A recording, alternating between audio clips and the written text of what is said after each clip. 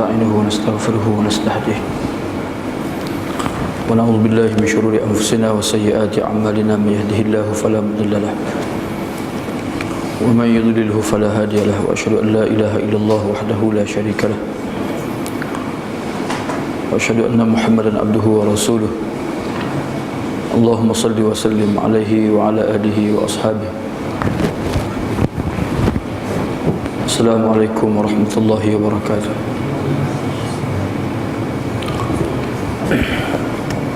Baru ni kita sebut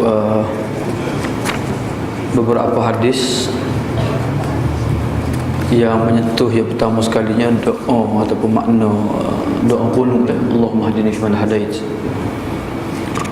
Yang mana doa qunut ni diajar oleh Rasulullah kepada Hasan bin Ali dalam sembahyang witir. Yang keduanya berkenaan dengan cara turun daripada qiyam kepada sujud. Turun tangan dulu ke ataupun turun lutut dululah. Jadi Ibnu Hajar sekolah ni dalam kitab dia ni seolah-olah dia mentarjih, dia memilih pendapat iaitu turun dengan tangan dulu barulah turun dengan lutut, kerana nak menyalahi kelakuan ataupun cara unta turun lah.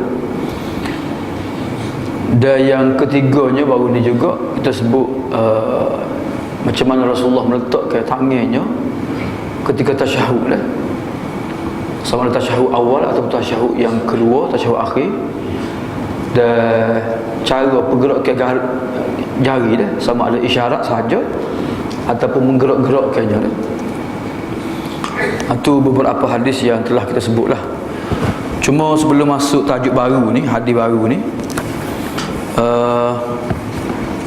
ada perkara yang mungkin tidak disebut oleh Ibnu Hajar dalam kitab dia ni, iaitu cara macam mana kita nak bangkit daripada sujud kepada qiyam. Turun disebut dah, turun tangan dulu baru kaki, baru lutut. Bangun macam mana bangun. Biasalah kitab-kitab ni kadang-kadang dia tinggal tak sebut dah. Jadi orang tanya lah macam mana nak bangun dah. Bang lutut dulu ke bang tangan dulu dah. Albani sebut dalam sifat salatin Nabi, dia sebut al-i'timad ala al-yadaini fi an-nuhud ila raka'ah. Kedua-duanya harus dah. Nak bangun, nak akak tangan dulu baru lutut pun harus, nak akak lutut dulu baru tangan pun harus juga dah.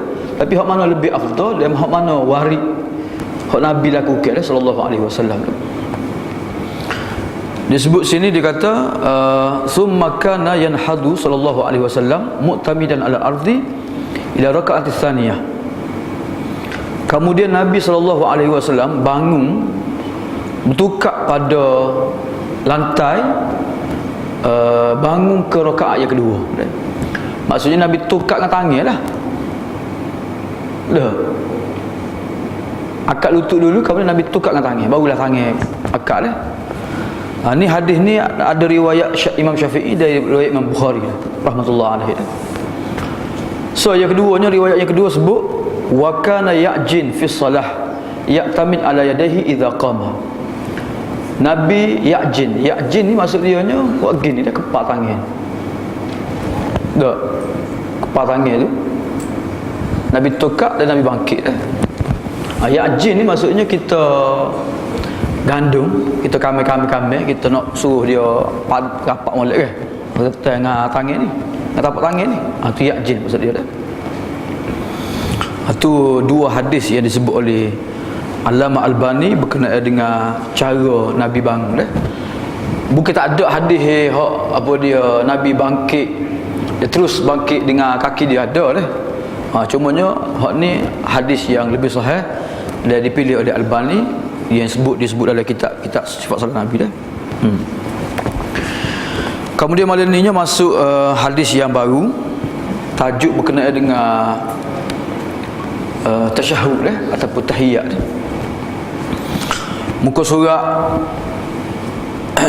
148, hadis yang ke-334.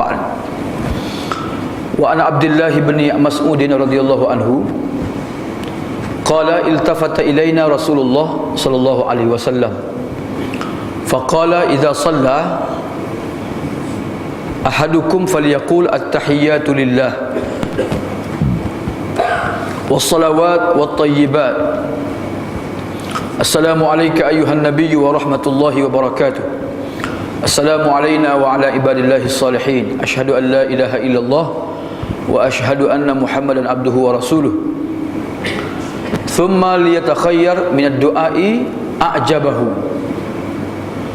ilaihi fayad'u muttafaqun alaihi wal lafdhu lil Bukhari wa lin Nasa'i kunna naqulu qabla ay yufradu alaina tashahhud wa li Ahmad anna nabiyya 'allamahu tashahhud wa amarahu an yu'allimahu an-nas wa li Muslim an Ibn Abbas radhiyallahu anhu qala kana Rasulullah sallallahu alaihi wasallam yu'allimuna at-tashahhud at-tahiyyatul mubarakatus salawatut thayyibatu lillah ila akhirih. Tu hadis-hadis dah. Kalau kita ni ada dua hadis berkenaan dengan tasyahud. Hadis yang pertamanya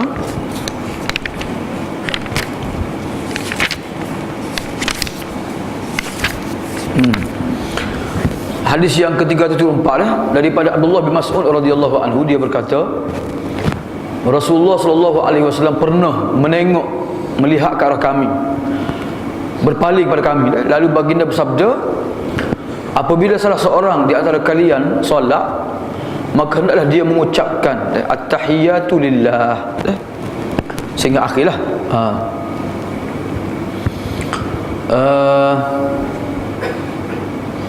Kemudian habis tasyahud wa asyhadu anna muhammadan abduhu rasuluh, Nabi kata summa liyatakhayyar, kemudian hendaklah dia memilih daripada banyak-banyak doa ni a'jabahu, paling dia suka maka dia berdoa lah. Dalam riwayat Nasa'i, kami membaca sebelum diwajibkan kepada kami tasyahud ni kami membaca ni maksudnya lafaz yang disebut oleh sahabat sebelum Nabi ajar ni, mereka memberi salam assalamu ala nabi, assalamu ala Allah jadi Nabi pun perbetulkan apa yang mereka ucapkan, Nabi pun ajarlah apa dia tasyahud ni Kemudian riwayat yang ketiga, dalam riwayat Muslim daripada Ibn Abbas radhiyallahu anhu, Rasulullah mengajar kami tasyahud cuma lafaz dia berbeza dengan lafaz yang disebut oleh Ibn Mas'ud, iaitu at-tahiyyatul mubarakatut thayyibat lillah Okey, kalau kita tengok pada tiga hadis ni, satunya riwayat Ibn Mas'ud, satunya riwayat disebut oleh Imam Bukhari, yang keduanya riwayat Nasa'i, yang keduanya ialah riwayat Ibn Abbas dua riwayat tasyahud Ibn Abbas Ibn Mas'ud sebenarnya ada ketiga, iaitu riwayat Ibn Umar tiga, Ibn Umar Ibn Mas'ud dan Ibn Abbas jadi sini disebut dua riwayat sahaja Okey, kalau kita tengok kepada syarah hadis ni,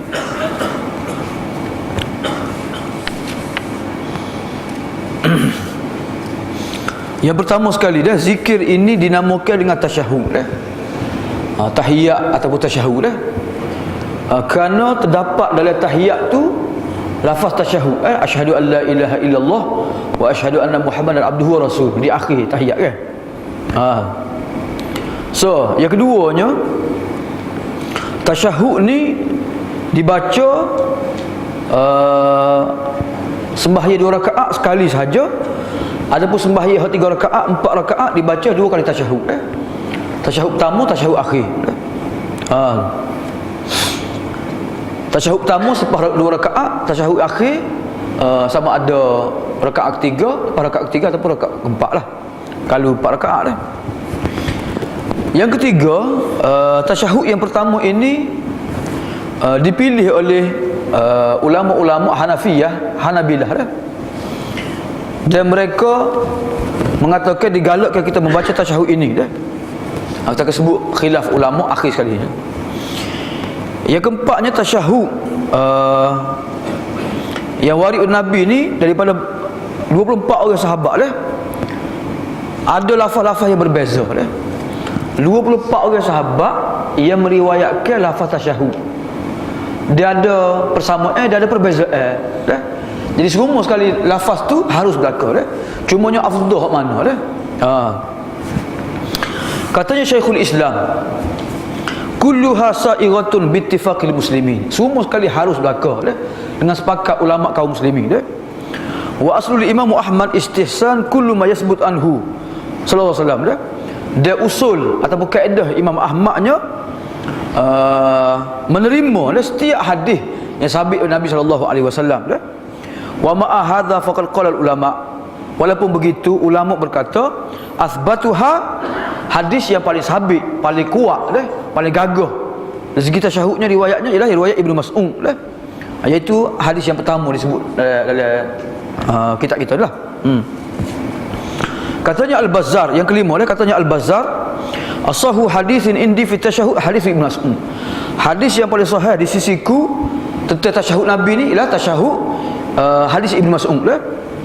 Yurwa anhu binif wa 20 tariqan dah. Diriwayatkan daripada dia lebih 20 lebih turuk dah jalan kepada Ibnu Mas'ud dah. Wala yu'lamu fi ma ruwiya an-nabi fi tasyahhud athbat minhu. Tidak diketahui ada riwayat yang lebih gagah, lebih kuat daripada riwayat Ibnu Mas'ud dah. Wala asahu isnadan, tidak ada riwayat lebih sahih sanadnya dah. Wala athbat rijalan, tidak ada perawi yang lebih gagah, lebih kuat dah. Wala asyadu tadafuran bikas asanid wa turuq, tidak ada hak lebih banyak sanad dia, turuk dia lebih pada apa yang disebut oleh Ibnu Mas'ud radhiyallahu anhu dah. Sehingga berkata Imam Muslim, innama ajma'an nas ala tasyahhud Ibnu Mas'ud ya anna ashabahu la yukhalifu ba'dhum ba'dha. Imam Muslim kata, kenapa manusia sepakat terima tasyahhud Ibnu Mas'ud? Kerana anak murid Ibnu Mas'ud meriwayatkan lafaz dia lafaz yang sama, tidak bercanggah sesama sendiri dah. Manakala riwayat lain pula bercanggah dah. Katanya Imam Tirmizi, al-amalu alaihi inda aktsar ahli ilmi min as-sahabah wa tabi'in.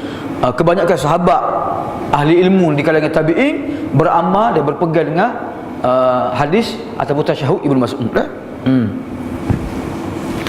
Katanya Imam Abu Hanifah dan Imam Ahmad dan jumhur ulama, tasyahud Ibnu Mas'ud tasyahud yang paling afdal dah.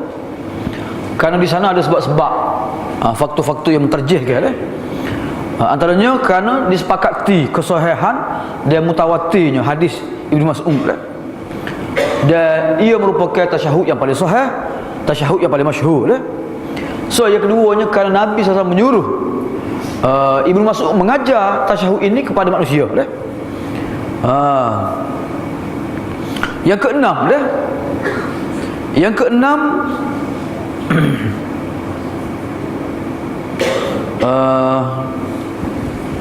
yang kena ni dia nak syarah sikit kepada kita makna tasyahud dah.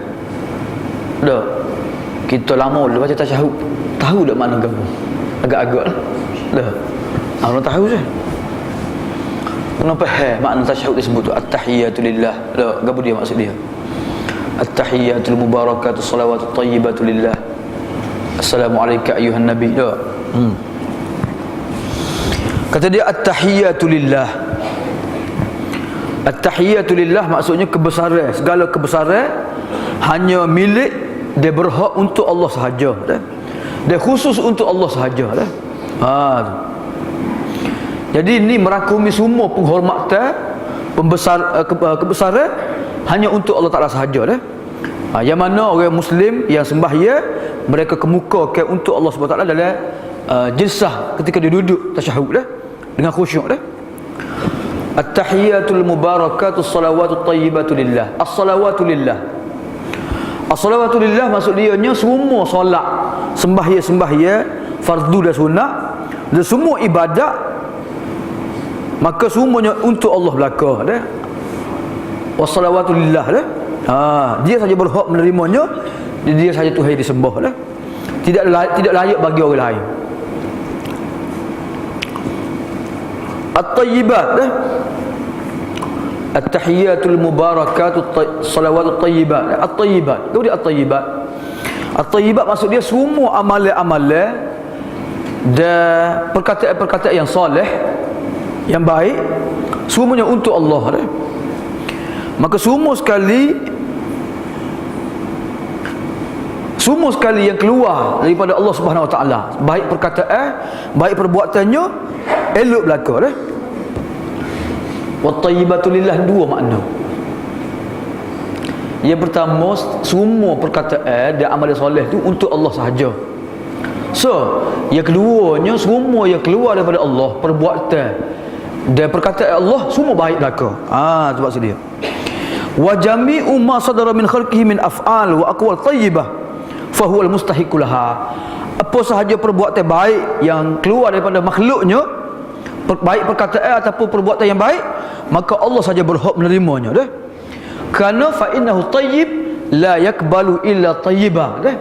Tuhan ni baik, Tuhan tidak akan terima kecuali yang baik sahaja dah. Itu maksud wat tayyibatu lillah dah. Jadi macam mana ke mata yakul amal tayyiban, bila amal itu jadi baik dah? Kata dia, amalan dan perkataan tidak akan menjadi baik kecuali ada dua syarat dah. Yang pertama, al-ikhlas lillah wa mutaba'atur rasul dah. Yang pertamanya ikhlas kerana Allah, yang keduanya kerana mengikut dan menuruti Rasulullah sallallahu alaihi wasallam dah. Assalamu alayka ayyuhan nabi dah. Warahmatullahi wabarakatuh dah. Assalam ni nama, salah satu nama daripada nama-nama Allah dah, Azza wa Jalla dah, Asmaul Husna. Maksud assalam, maksudnya Allah Ta'ala selamat daripada semua kekurangan, keaiban, kecacatan dah. Dan Tuhan juga menyelamatkan. Ni assalam sifat Allah, dia sendiri itu assalam. Bahkan assalam juga Tuhan yang menyelamatkan makhluknya daripada musibah dan penyakit-penyakit dah. Jadi nama ni yang mulia ini menghimpunkan semua kebaikan dah. Assalam dah. Alaika ayyuhan nabi dah. Assalamu alayka ayyuhan nabi. Assalamu alayka ayyuhan nabi ni maksud dia doa untuk Nabi sallallahu alaihi wasallam dengan kesejahteraan, supaya Nabi ni selamat daripada kekurangan dan penyakit dah.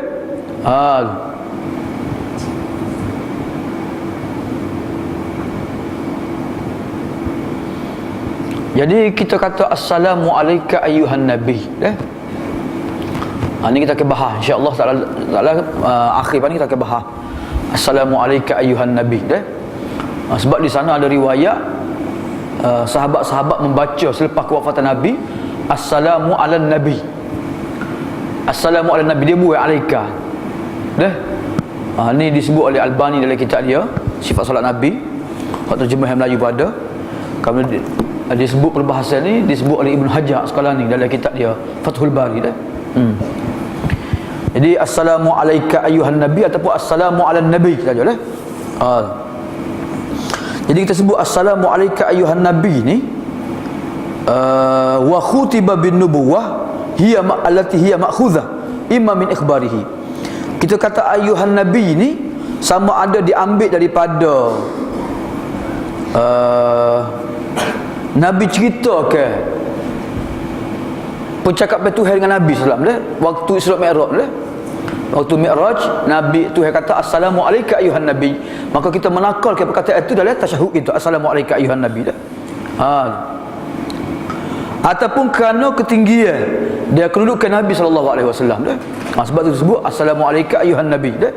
Sebab perkataan Nabi ayyuhan nabi itu perkataan yang tinggi, perkataan yang hebat dah. Assalamu alayka ayyuhan nabiyyu wa rahmatullahi wa barakatuh. Rahmatullah wa barakatuh dah. Barakatuh, barakah maksudnya pertambahan dan subuh dah. Nama maksud subuh dah. Kerana Tuhan Allah Ta'ala khususkan untuk Nabi dan Tuhan beri kepada Nabi dah keberkatan dan rahmatnya dah. Berkat maksudnya banyak kebaikan dan pertambahan kebaikan dan luahnya ihsan dan kelebihan yang Tuhan bagi dah. Dan perkara ini berterusan dah. Kerana Nabi SAW mempunyai kedudukan yang besar di sisi Allah Subhanahu Wa Taala dah. Jadi berkat yang Tuhan bagi Nabi, maksud dia nya hadis Nabi, ilmu yang Nabi sampaikan, dakwah baginda, Quran yang Nabi ajar ni berterusan dah. Sampai kiamat dah. Jadi fa salawatullahi wa salamuhu alaihi, maka Allah Taala mencucuri rahmat dan puji-pujiannya kepada baginda sallallahu alaihi wasallam. Assalamu alaina. Assalamu alaina wa ala ibadillahi salihin. Assalamu alaina ni maksud dianya salam sejahtera ke atas kami, iaitu kami yang sembahyang, dan juga malaikat lah. Wa ala ibadillahi salihin, dan hamba-hamba Allah yang soleh. Siapa dia hamba Allah soleh ni? Hamba Allah yang soleh ni maksud dia nya orang hak juru luar dan dalamnya dah. Zahir batin lah. Dia orang soleh juga maksudnya orang yang melaksanakan apa yang Tuhan wajibkan ke atas mereka, sama ada hak Allah Subhanahu Wa Taala ataupun hak hamba-hambanya dah. Katanya Imam Tirmizi,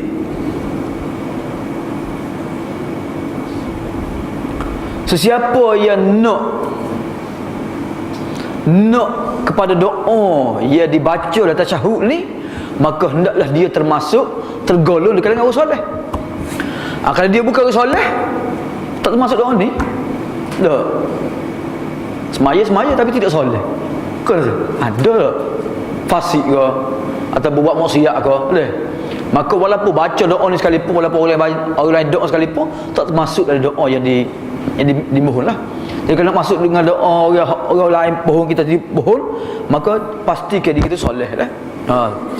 Qala Tirmizi, Tirmizi kata, man arada an yahdhiya bi hadha salam alladhi yusallimuhu al-khalqu fi salah falyakun abdan salihah. Mana-mana orang hak nak gia doa, orang hak semaya assalamu alayna wa ala ibadillahi salihin, maka hendaklah pastikan diri dia menjadi seorang yang soleh lah. Wa illa, kalau tidak, hurima, dah, dia tidak akan mendapat kelebihan dah. Karena ada hadis Nabi sebut, fa innakum idza fa'altum dzalika faqad sallamtum ala kulli abdin salihin fis sama' wal ard. Kerana bila kamu melakukan perkara itu, maka kamu telah mengucapkan salam dan berdoa untuk mereka, pada semua hamba-hamba Tuhan yang soleh, sama di langit atau di bumi dah. Tapi kalau tidak soleh, tak termasuk lah dah. Allahumma ja'alna minas salihin. Kemudian lafaz terusnya asyhadu an la ilaha illallah. Ini lafaz tasyahud dah. Asyhadu an la ilaha illallah. Dalam buku kecil dah, Syarhu Arkanil Islam, yang ditulis oleh anak murid kepada Abdullah Jabrin, dia bekas mufti Saudi, tulis buku Syarah Arkanul Islam dah. Huraiya dan syarah kepada 5 rukun Islam dah. Dia hurah panjang lebar berkenaan dengan makna syahadah, syarat-syarat syahadah dah, tuntutan syahadah, kau-kau yang membatalkan syahadah dah, makna syahadah itu sendiri dah, banyak kau lah disebut dah. Jadi sini kita sebut ringkas lah tentang syahadah dah. Asyhadu an la ilaha illallah, maksud asyhadu an la ilaha illallah maksudnya ajzimu wa aqta'u dah. Aku pegang sungguh-sungguh dan dengan putus pah bahawa tidak ada Tuhan yang disembah dengan sebenar kecuali Allah sahaja dah. Syahadah dah. Syahadah ni khabarul qati' dah. Berita yang diyakini dah. Tu. Yang mana kita putuskan daripada hati kita dan lidah memberitahunya dah. Dan kalimah ini ialah kalimah tauhid dah. Kalimah taqwa, dan inilah juga kalimah siratal mustaqim dah. Jadi maksud asyhadu ni maksudnya aku mengerti tentang makna syahadah ni, dia aku beramal dengannya, dia aku sanggup menyebar dan memperjuangkannya dah. Tu maksud asyhadu an la ilaha illallah dah. Bukan main-main dah. Dah beza Nabi sahabat dengan orang musyrikin tu kerana kisyahadah ya di Mekah. Dah Nabi tak ajar semaya lagi. Kisyahadah sekarang lah. Tapi kenapa beratnya orang kafir musyrik ni nak sebut syahadah? Sedangkan mereka orang Arab dah mudah ya sebutnya asyhadu an la ilaha illallah, bahasa mereka dah. Tapi kerana pengertian, tuntutan, makna dah syahadah tu, maksudnya mereka kena hubung 100% kehidupan mereka kena tinggal berhala takut semua sekali dah. Tu. Sebab itulah berat bagi mereka untuk mereka menerima dan mengucapkan kalimah syahadah dah. Siapa pak saudara Nabi sendiri dah, Abu Talib, bila Nabi suruh dia Nabi talqin dia, qul ya ammi la ilaha illallah lah, kalimatan uhaju biha indallah lah. Pak sudah tersinggung cak dah. Dah apa? Sebab dia malu dah. Abu Jahal kata mu sanggup ke mu ikut anak saudara mu dah. Sedangkan mu tinggal agama tok nenek mu dah. Jadi dia sebut perkataan maksudnya bukan berat bagi dia nak sebut, tapi kerana dia nak tutup malu lah. Takut orang kata terpaksa mengalah pada anak saudara mu dah. Akhirnya dia mati dia tak mengucap dah. Wa asyhadu anna Muhammadan abduhu wa rasuluh. Dia aku bersaksi bahawasanya Muhammad itu pesuruh, hamba dan pesuruhnya. Maksudnya aku bersaksi dengan penuh kejujuran, keyakinan, dia penuh rasa cinta, dia nak ikut Nabi SAW dah. Maka dia merupakan hamba Allah dan pesuruhnya, makhluk yang terpilih dah. Salawatullahi wa salamuhu alaihi wa ala alihi wa sahbihi ajma'in dah. Abduhu wa rasuluh, maksud dia Nabi ni merupakan hamba bagi Allah. Dia merupakan makhluk yang paling sempurna ibadatnya pada Allah dah, pada Tuhannya dah. Nabi dah apa dia hamba yang sebenar-benar hamba dah. Sebab itulah Nabi suka gelar hamba dah. Tuhan sendiri pun sebut allazi anzala ala abdihi dah. Subhanallazi asra bi abdihi. Peristiwa Isra Mi'raj pun Tuhan sebut bi abdihi. Tuhan tu Quran pun sebut abdihi juga dah. Ada surah Al-Kahfi kan. Yang mana Nabi menyampaikan risalah, menasihati ummah dah, dan Nabi berjihad kerana Allah sebenar-benar jihad dah. Dia sebenarnya abduhu wa rasuluh, dua perkataan ini digabungkan sekali. Kenapa? Nak menolak dua kumpulan manusia sesat. Kata dia wa kalimata abdin wa rasul fihi ma araddu ala ta'ifatain dhallatain. Dua kalimah dihimpunkan sekali kerana nak menolak dua kumpulan yang sesat dah. Yang pertamanya kumpulan yang melampau dah, sehingga mereka menyembah Nabi SAW. Mereka memohon doa dengan Nabi, minta perlindungan dengan Nabi, minta berkat dengan Nabi. Maka kita kata Nabi ni bukan Tuhan, Nabi ni hamba Tuhan, abduhu, hambanya dah. Wa ba'duhum, bahkan setengah mereka memberi hak ketuhanan kepada Nabi SAW dah. Mereka menganggap Nabi tahu belaka, berapa lah daun yang gugur, berapa butir padi hak tumbuh dah, berapa ramah hak lahir. Mereka mengatakan Nabi mengetahui perkara gaib dah. Sedangkan Allah Jalla wa Ala menyuruh, memerintahkan Nabi berkali-kali dalam Quran, qul la ya'lamu man fis samawati wal ardil ghaiba illallah. Katakanlah wahai Nabi, tidak ada yang mengetahui, sama ada yang di langit di bumi, perkara gaib kecuali Allah sahaja dah. Dia Allah juga suruh supaya Nabi baca kepada manusia, walau kuntu a'lamul ghaiba lastakthartu minal khair wa ma massani yasu. Jika sekiranya aku mengetahui perkara gaib, nescaya aku akan memperbanyakkan kebajikan, dia tidak akan menyentuh aku, tidak akan menimpa aku keburukan dah. Jadi Nabi menggunakan banyak perkataan dan bahasa untuk nak wayaknya perkara gaib hanya Allah Ta'ala sahaja dah. Kerana di sana ada orang yang meletakkan sifat Tuhan pada Nabi SAW dah. Dalam ayat lain surah Al-Jin, Allah perintahkan Nabi dah, qul inni la amliku lakum darran wala rashada.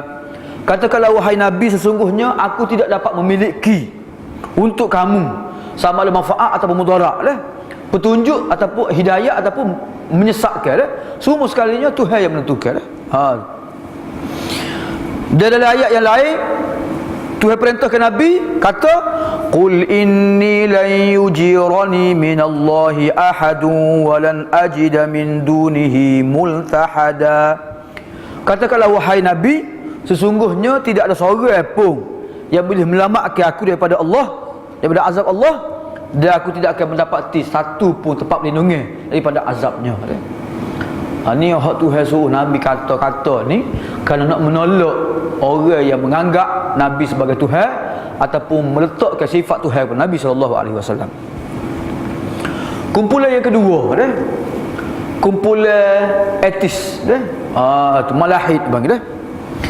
Iaitu mereka yang mendustai nabi, mendustai ajaran yang nabi bawa dah. Iaitu golongan Yahudi dah. Mereka mendustai rasul kita dah, sallallahu alaihi wasallam, yang mana nabi ni merupakan nabi akhir zaman yang disebut oleh Taurat, dan tidak datang kecuali selepas Nabi Isa alaihi salam dah. Dan Isa sehingga sekarang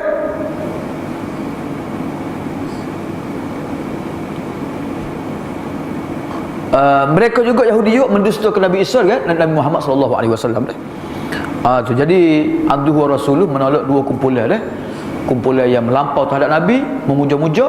Yang keduanya kumpulan yang menolak dan mempertikaikan risalah Nabi Muhammad sallallahu alaihi wasallam. Begitu juga Kristian juga mendustai rasul kita dah. Tu. Mereka mengatakan rasul yang disampaikan berita gembira oleh Nabi Isa tu belum lagi lahir dah. Tu. Jadi di akhir zaman ni, kedia-kedia ni timbul pula kumpulan-kumpulan yang mana mereka ni cuba memperdayakan dan cuba nak mengelirukan umat Islam lah. Ada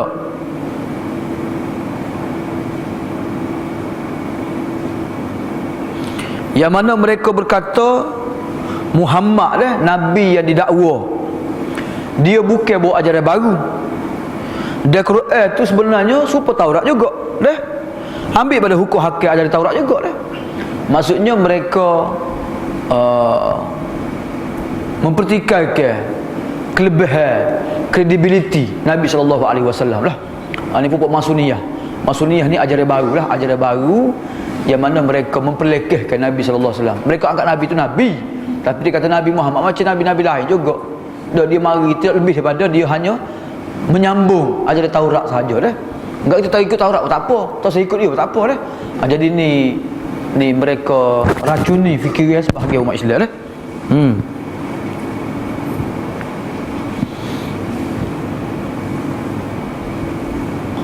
Kalau ni enggak liberalisme lah. Dak. Faham liberal. Kau nak SIS SIS. Sistem Islam, bukan sistem Islam dah. Sistem liberal sebenarnya dah. Dan antara ajaran mendustai, dia menyimpang juga terhadap perkataan abduhu wa rasuluh ni ialah ajaran Qadiani dah. Dia ajaran Al-Babiyah dah. Dia ada Qadianiyah, ada Babiyah dah. Bahaiyah dah. Ni ajaran-ajaran ni ajaran yang lahir di India belakang ni. Dah. Farak daripada Syiah ataupun yang direka oleh penjajah dah. Yang mana mereka mendakwa mereka ni kumpulan Islam, tetapi mereka menganggap Nabi Muhammad bukan penutup para nabi dah.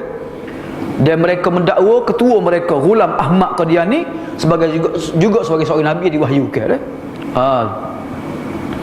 Jadi maksud dua kalimah yang mulia ni Abdullah wa Rasuluhu ni, iaitu menolak dan mengingkari kumpulan-kumpulan hak sesat, hak melampau, dan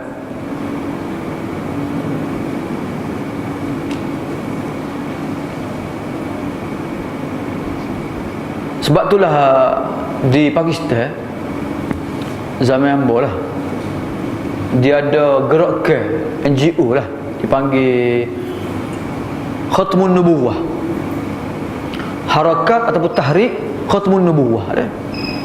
Gerakan mempertahankan Khatmun Nubuwah. Maksud Nabi ni Nabi akhir zaman, tak ada Nabi pada Nabi dah. Sebab di Pakistan, di India banyak sangat ajaran-ajaran yang mendakwa Nabi baru dah. Sebab tu timbulnya Khatmun Nubuwah. Sebagaimana timbul juga apa dia NGO juga, pergerakan juga dipanggil Sipahi Sahabah dah. Sipahi Sahabah ni maksudnya apa dia, gerakan yang mempertahankan sahabat-sahabat Nabi dah. Kerana Syiah duk teruk lajuk dia menghina sahabat-sahabat Nabi, Abu Bakar, Umar, isi-isi Nabi dah. Dia ada juga gerakan Isya'at Tauhid was Sunnah dah. Sebab ramai duk orang duk puja Nabi ni, duk sembah Nabi ni. Dah. pak ceruh nasib ujar Nabi dah. Jadi ada apa dia isya'at tauhid sunnah dah. Nama perbetulkan balik amalan-amalan dan pemujaan terhadap Nabi sallallahu alaihi wasallam dah. Jadi kita pohon kepada Allah Subhanahu wa taala supaya Tuhan bagi petunjuk kepada kita jalan yang lurus, dan Tuhan letakkan hati-hati kita di atas agamanya, dan Tuhan tidak condong ke hati kita daripada kebenaran. Sesungguhnya Dia Maha mendengar lagi Maha menerima doa dah. Kemudian yang ketujuh dah. Yang ketujuh dalam hadis ni Nabi kata summa liyatakhayyar minad du'ai a'jabahu ilaihi fayad'u. Kemudian hendaklah dia memilih doa yang paling dia kagum, paling dia suka dah. Maka dia berdoa lah dengan doa tersebut dah. Jadi doa di sini maksud doa dalam sembahyang. Kerana doa yang paling baik ialah doa sebelum kita bagi salat, dia selepas baca tasyahud dah. Tu. Sebab tu kemuncak kepada ibadat solat. Habis dah. Qiyam habis dah, rukuk habis dah, sujud habis dah. Duduk sujud baca habis dah. Maka kemuncak sekali tasyahud dah. Tasyahud baca dah, tahiyat baca dah, salawat Nabi baca dah. Maka doalah kemuncak sekali dah. Jadi dalam keadaan seseorang yang sembahyang bermunajat dengan Tuhannya, maka doa itu disyariatkan ketika sujud dan disyariatkan juga selepas tasyahud sebelum salat dah. Sebab itulah insya-Allah pada depan ni kita akan baca hadis-hadis. Banyak sekali hadis-hadis Nabi yang Nabi ajar doa. Doa bila? Doa selepas daripada tasyahud sebelum salat dah.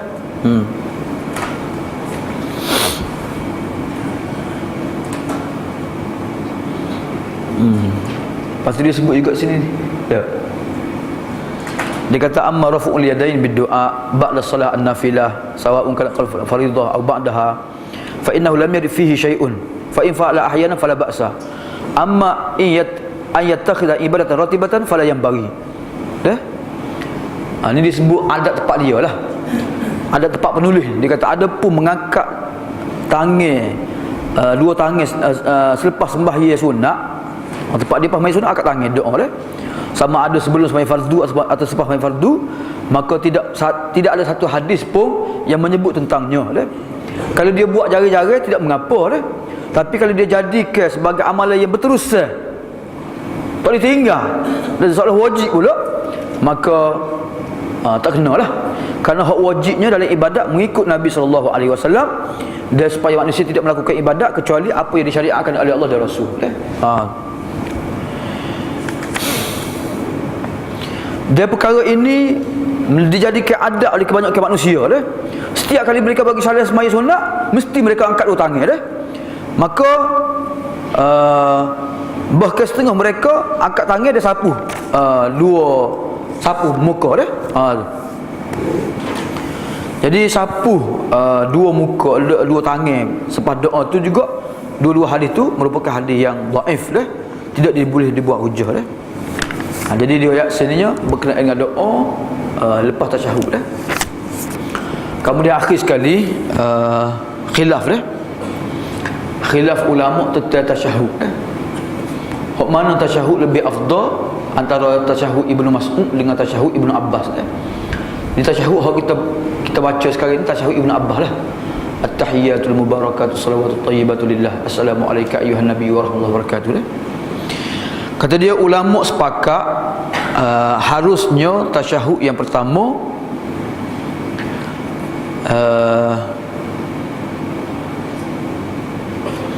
bukan ulama sepakat suruh tasyahud yang pertama dan duduk untuk membacanya dah.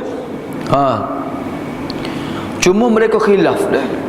Tasyahud pertama tu wajib ke tak wajib? Tasyahud pertama tu wajib ke tak? Imam Ahmad, Al-Laits, Ishaq, Abu Thawr, Daud dan Imam Syafi'i sendiri ada satu riwayatnya mengatakan wajib tasyahud yang pertama. Imam Syafi'i kan ada dua riwayat qadim qaul qadim qaul jadid kan. Salah satu riwayatnya Imam Syafi'i sebut wajib juga tasyahud yang pertama. Wal amru bihi min ghairi taghib bi tasyahud akhar. Dia perintah melakukannya tanpa terikat dengan tasyahud yang kedua dah. Maksudnya pertama wajib, yang kedua wajib juga dah. So yang keduanya kerana Nabi melakukannya dan Nabi berterusan melakukan tasyahud yang pertama dah. Bahkan Nabi kata sallu kama raaitumuni usalli, sembahyanglah kamu sebagaimana kamu melihat aku sembahyang dah. Jadi suruhan ni asalnya wajib dah. Manakala ulama-ulama Hanafiyah pula berkata duduk untuk tasyahud pertama dan kedua hukumnya wajib dah. Wajibu bitarkihi, tapi kalau tinggal juga maka kena sujud sahwi dah. Manakala Imam Malik dan Imam Syafi'i dan pengikut-pengikut kedua-duanya berkata tasyahud pertama hukumnya sunat, tidak wajib dah. Dalil mereka nya kerana pernah Nabi meninggalkan kerana terlupa dan Nabi tak duduk semula untuk tasyahud pertama dah, tetapi Nabi hanya sujud sahwi dah. Jadi kalau wajib juga mesti Nabi duduk semula dah, katanya Imam Malik dengan Imam Syafi'i rahimahullah taala.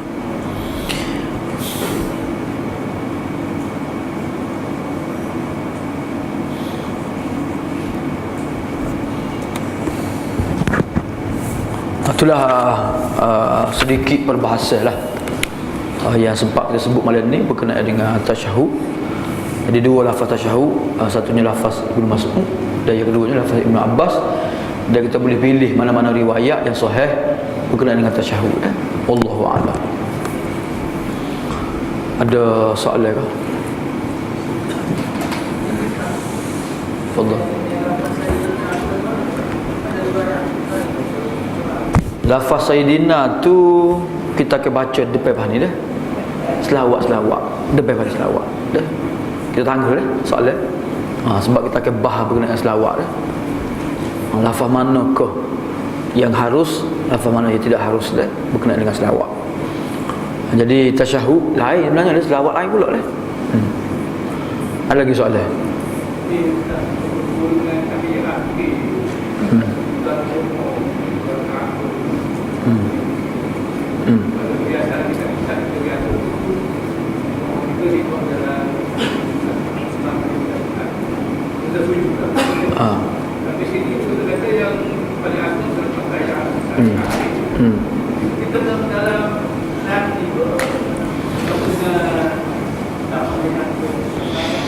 Okey, berkenaan doa dah, dalam hadis lain sebut doa ni Nabi suruh baca dalam sujud dah. Sini pula disuruh sebut dalam tasyahud. Jadi dua-dua ada dah sebenarnya, dua-dua Nabi suruh. Dalam sujud pun Nabi suruh doa, dalam tasyahud akhir pun Nabi suruh doa juga dah. Jadi nak baca macam mana? Nak baca dari hati ke? Kena lafaz ke? Lafaz lah dah. Kena lafaz lah. Jadi sama ada kita nak ambil warid Nabi ke ataupun kita nak ambil mana-mana doa pun boleh dah. Nabi bagi pilihan, dia semua ditakhir doa imasya'ah. Pilih sama mana doa dia nak dah. Jadi kita lafazkan dengan mulut kita dah, sama dalam sujud ataupun dalam tasyahud akhir dah. Ada lagi soalan? Tak masa angkat tangan masa tu. Ada dua yang sebut masa satu masa Nabi angkat tangan, satu masa dia. Putih. Isu yang dibawa oleh ustaz-ustaz bahawa sesuai Nabi angkat tangan. Dia gini dah. Kita nak berhujah sesuatu perkara, biar kita tahu bila Nabi angkat tangan. Bila Nabi angkat tangan. Kalau Nabi angkat tangan nampak tiuk tu ketika perang Badar.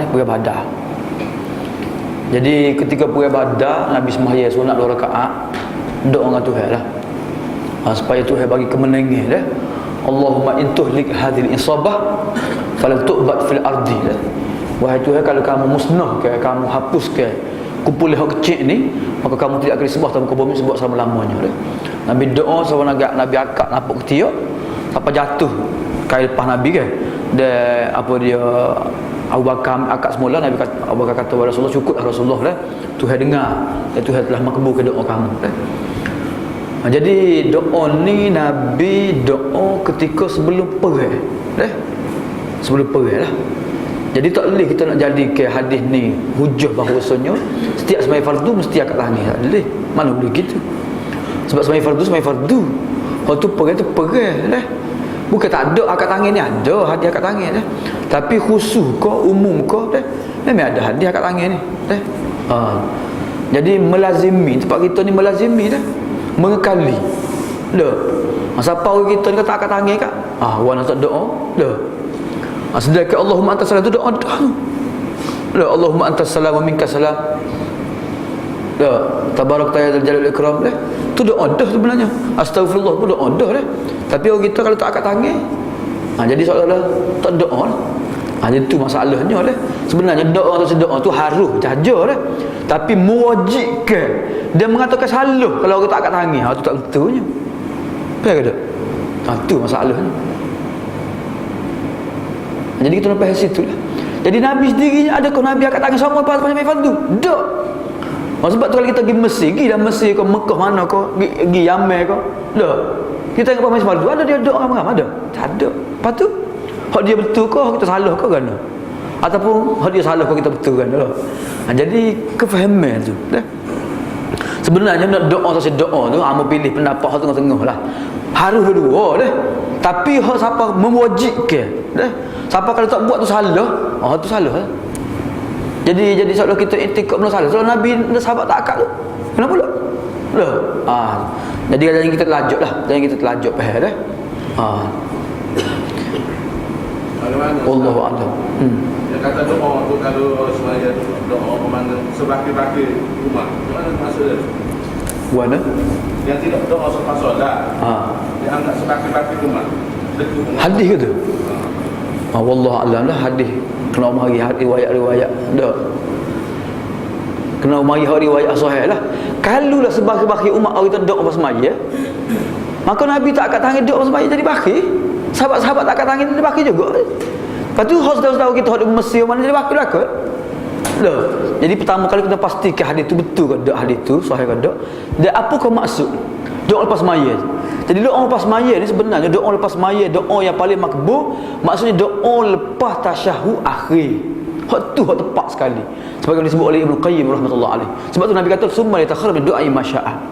Jadi kalau kita doa lepas tasyahud akhir kita bakhil lah. Betul betul ya. Kan? Sebab Nabi ajar lepas semaya ni astagfirullah, astagfirullah, Allahumma antas salam, Nabi baca ayat kursi kan. Allahumma inni ala zikrika wa syukrika. Tu doa lah tu. Cuma kita tak akan tangan bukan doa.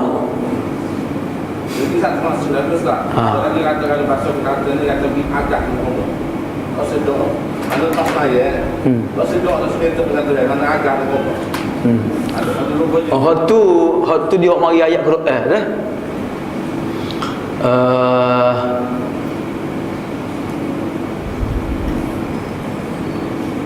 Ayat Quran dia mari ayat Quran. Wa may yastakbir an ibadatihi wa may yastakbir an ibadatihi. Sesiapa yang takabur daripada beribadah kepada Allah, sesiapa yang takabur daripada beribadah kepada Allah lah, kami akan masukkan dia ke jahannam dan kena hina dah. Tak.